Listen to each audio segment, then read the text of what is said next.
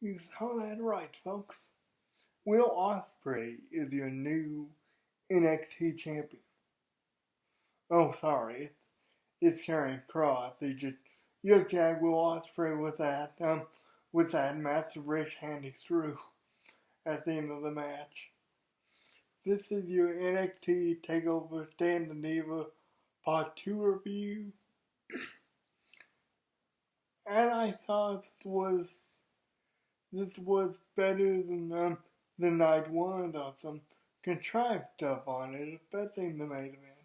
But this was better than night one, but overall it was a good show. So starting off, we have the Adam match for the Cruiserweight title. Santos Escobar versus Jordan Devlin versus the Irish Ace. Now I have Jordan Devlin. I haven't seen him in such a long time, but and this match was great. I mean, you had Santos ramming the Adder into Jordan's ribcage multiple times, to the point where I thought he would just out.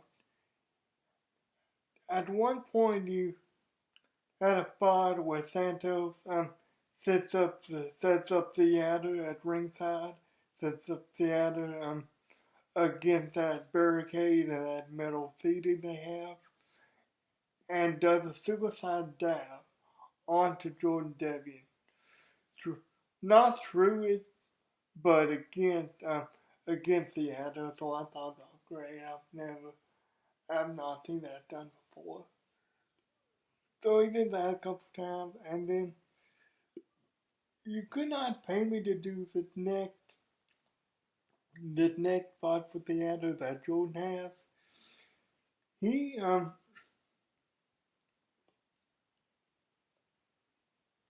Santos Escobar down. And Jordan goes to the top of the Adder, to the very top of the Adder, stands on top of it.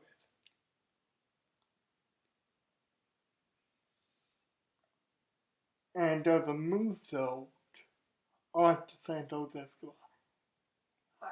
I don't know how these guys do it sometimes. I mean, which that's why they're the professionals and not me. But how are they not afraid that the Adder's gonna tip over, or the Adder's gonna fall or something like that? Because I know the Adders are made to be sturdy, but still. But anyway, this was a great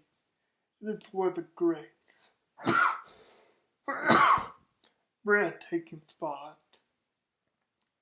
Of that, you got Odell Phantasma get involved.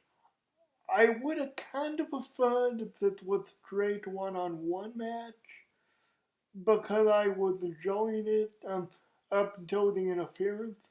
But Escobar the heel, and the problem of the majority of the time is the heels are more interesting than the baby faces, because they have more character, at least on the main roster. So I see why they do what they do with them sometimes, not having them win key and having them get help, even when you know they could win key. They don't, because they can just cheat. But yeah, this was great. We had you got him down from Tadma, taking out Jordan Devlin, throwing him against the ring depth. But then when the job done, Escobar commands his boys to go back to the back. They do.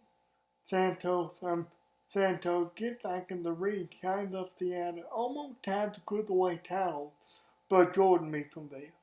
And after slugging it out a little bit, which both men, when they think they have the opponents rocked, but not off the attic over the title. And honestly, I've never understood that because in a real sense, in these guys' real sense, I mean, why would they do that? But that's just the little thing that happens every Adam match that I've noticed. But the ending happens when a yacht is set up at ringside. Like at the end of the get to turnbuckle. Jordan has his hand on the title, but Santos headbutts him with the vicious headbutt, sends him crashing down the floor and through the ladder. And Santos Escobar, after soaking in the moment, is your new and retaining undisputed cruiserweight champion. He celebrates the sun atop of the ramp. He celebrates the Zagato down with the head move, which I thought was great. He put the sun in the old Mac, and I thought that was the old Uchiibe Mac, and I thought that was great. Santos Escobar is your new and retaining cruiserweight champion. Next up, we have, I may be getting these confused. We either have the women's tag or the North American title match, which I'm pretty sure we have a North American title match. So I'm just going to talk about that. Johnny Gargano versus Bronson Reed. This was a great match. I predicted Bronson Reed would win. I didn't want him to because I love Johnny Gargano's champion of anything. But Bronson did get some great offense in. And Bronson will have a day one day. He will. But on this night, he wasn't Johnny Takeover. We get some nice power spots by Reed, some nice wrestling by Johnny. Go figure, he's called Johnny Wrestling for a reason, folks. But we at one point Bronson goes for Piaz, which we think is all within. But Bronson goes for Piaz. Johnny rolls out of the way and catches him with some super kicks. And ultimately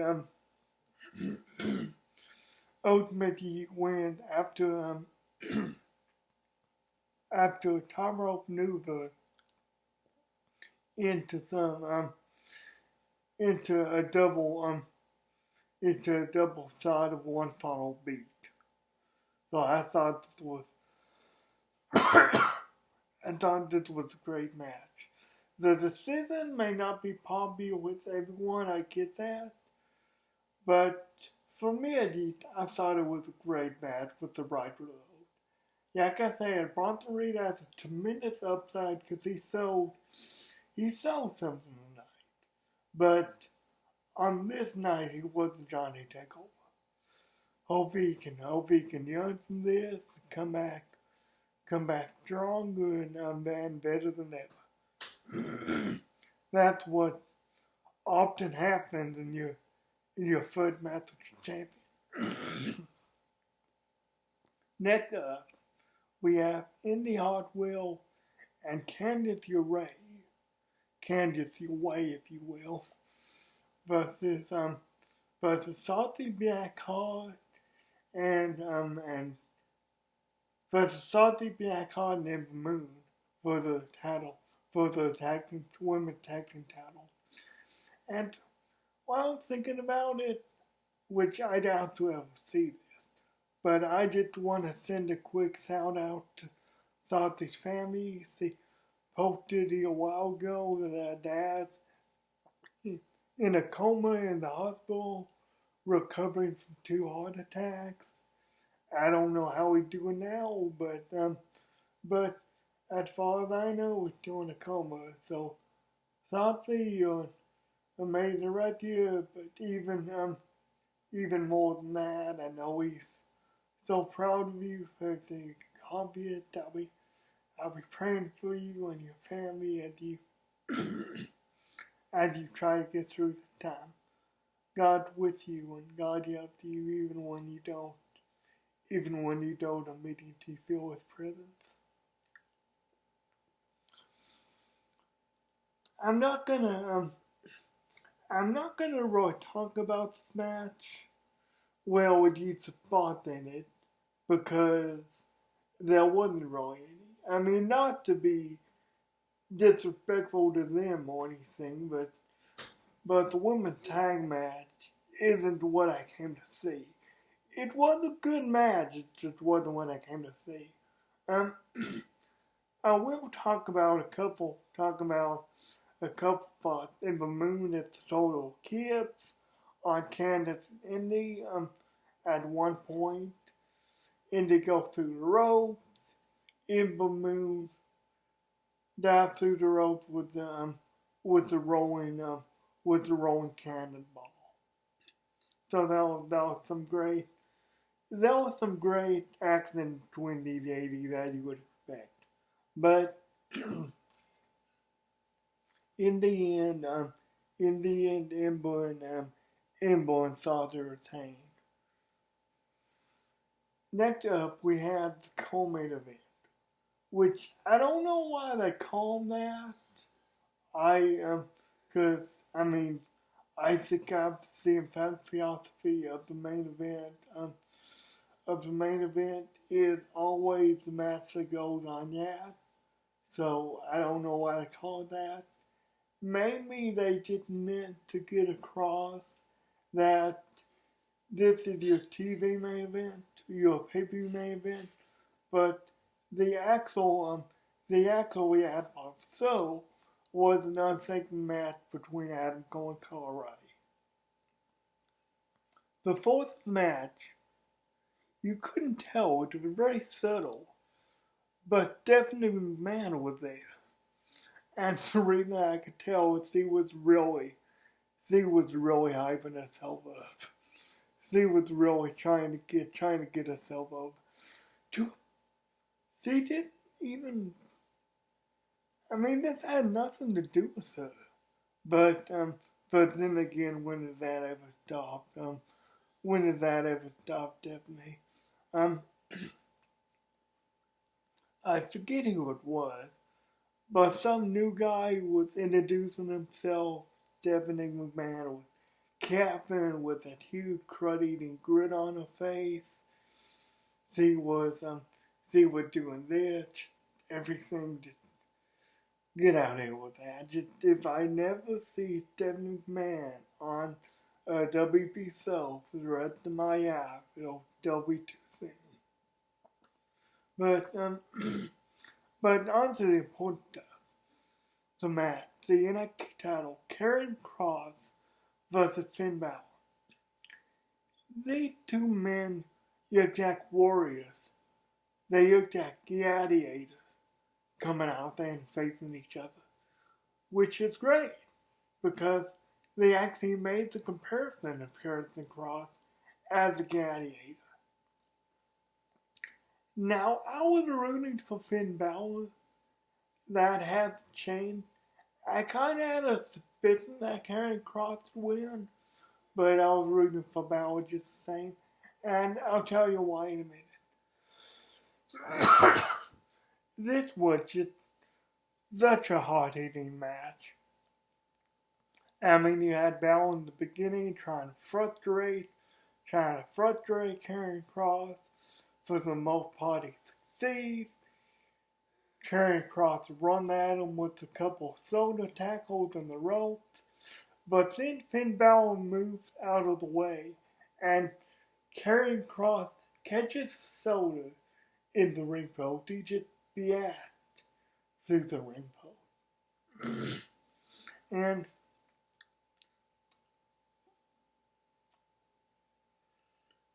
and he bat, he just bat through that ring post, and Ben Balor takes advantage of that.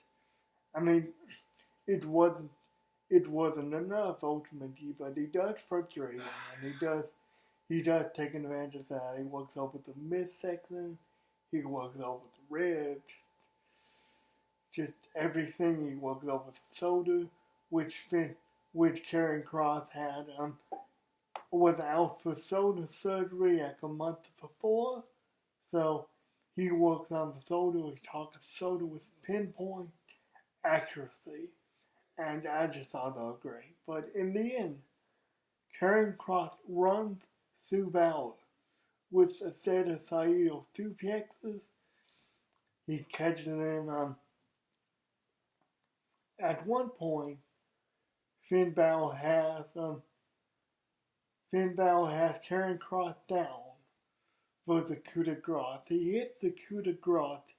Kross kicks out, and as he kicks out, he catches Balor in the straitjacket, submission that he had.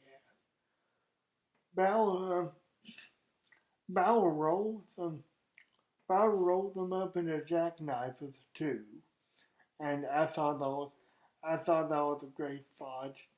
Karrion Kross' timing, and I just thought that was great. But in the end, I can say, Kross does ultimately take Balor down with a set of suplexes, and Vicious knife, Vicious wrist hand to the back, Vicious forearm to the back, which I think they're making that maybe one of his new finishes, which I think is great because he has a good submission game, but the submission game only isn't really as impactful for a man of his size as it would be for, say, a Johnny Gargano or an Adam Cole or something like that. So he just takes them out with a vicious series of forearms to the back of the neck. And Karrion Kross is ultimately your new NXT champion. Now, like I say, I was rooting for Balor in this match, but not because I don't like Kross. I was rooting for Balor because I think it might help Kross a little bit. Balor's whole thing in this match was Kross fighting off emotion, which he was right, he did fight off emotion. And Balor took advantage of that at some points. But Kross still won. It might have been better, just looking at it from an outsider's perspective, it might have been better if that emotion had played more of a factor.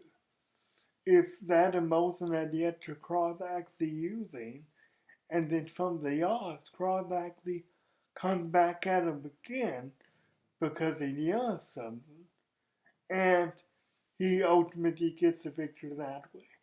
But like I said, I'm not surprised. I'm not too disappointed that Kross won either. It's he never got the title. The only reason he had to give it up was because he had a separated shoulder, was because of injury.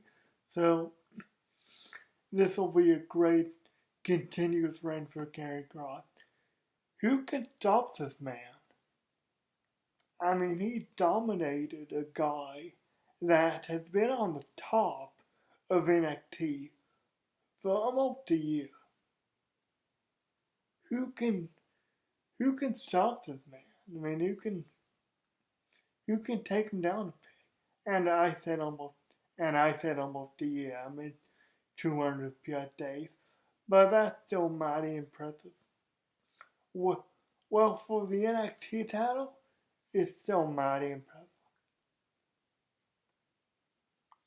But It was a hard hitting match. It was a good result. Kross, Kross is your new NXT champion. Oh. In our unsanctioned, arena main event, we get Adam Cole versus Kyle O'Reilly. And this was a good match. This was a very good match, as you would expect from these two men. Yeah, like I said, there was a couple of contrived spots, which I guess these unsanctioned matches are made out of contrived spots. But at a couple points, Cole could have already won. Like at one point, Cole had Kyle O'Reilly's Kyle's head in a chair and was gonna mash his neck with the other chair, but the referee get involved. He's like, no, Adam, no, please, you're not like that, no, please.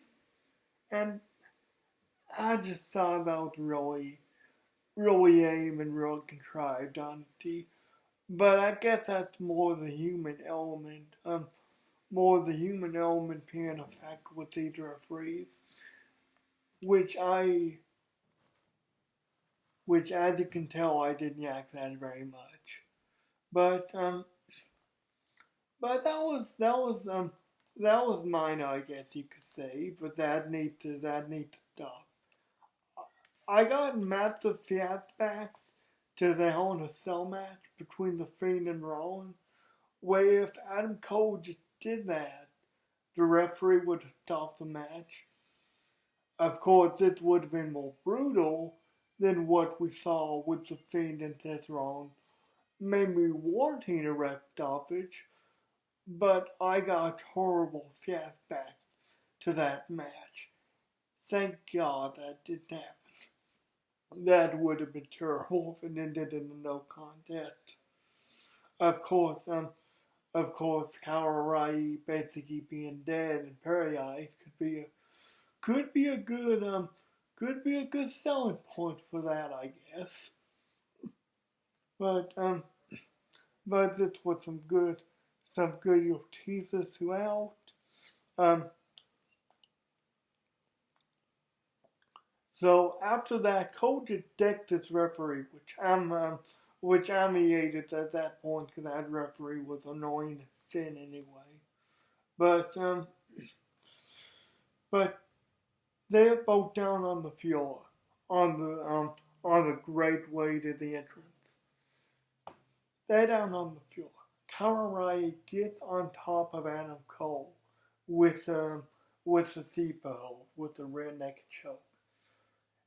Adam Cole just, I don't know if it's by design or if he just fell over. Part of me thinks he just fell over.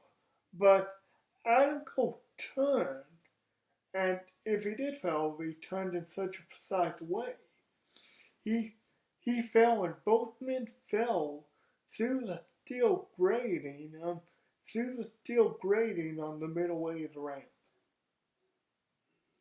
And I thought this was great too. We had Adam Cole getting to his feet first because he attacked Kyle O'Reilly so much, and we have him super kicking the wood out from the bottom of that crevice that Kyle O'Reilly's in, and dragging Kyle O'Reilly out. Because Kyle's on his feet. Well, out on his feet, excuse me. Kyle's out on his feet. And he gets him back in the ring. Kyle O'Reilly hits a yes thought to Adam Cole. And I thought that was good. This was a good bare bone yes thought. But Adam Cole ultimately kicks out. They did some teasers beforehand Adam Cole getting the toolbox, getting the pliers and everything. And I think, yeah, Kyle O'Reilly blocked that. They do a little tease the pliers, but Kyle O'Reilly blocked that.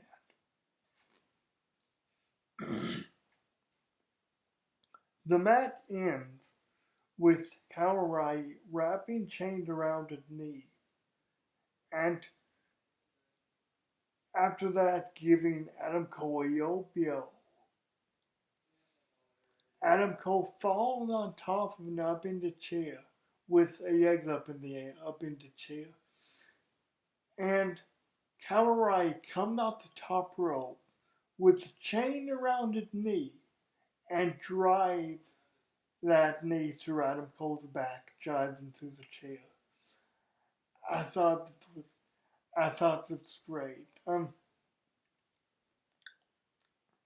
So Kyle O'Reilly ultimately picks up the 6-count win. I don't think that was as good